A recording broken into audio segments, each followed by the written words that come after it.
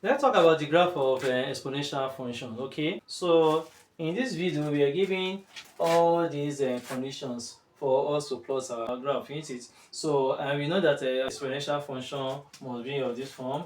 We have y is equal to ab s raised to the power x, isn't it? So if this a is greater than 0 and this b is greater than 1, how will the graph look like? So the graph will essentially look like this.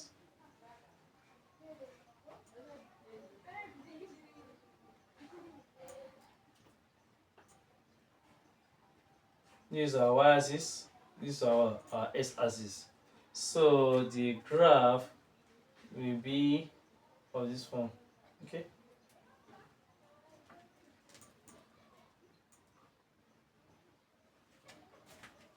Okay.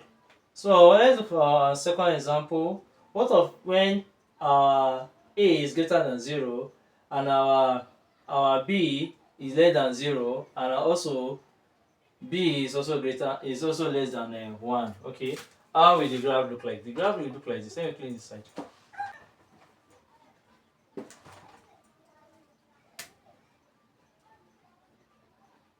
So the graph will look like this.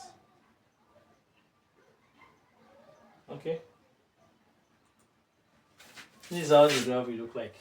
Okay, don't forget to put your s and y axis. Okay, y and x axis. Okay, so what of when a is less than 0 and b is greater than 1? How does the graph look like? So let me clear this side.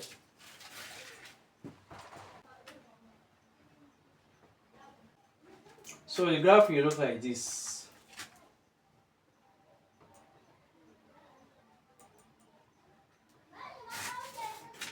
Okay, so this is our graph for number what?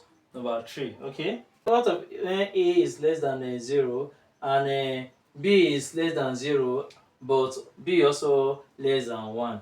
How does the graph look like? So let's draw it. So the graph will look like this.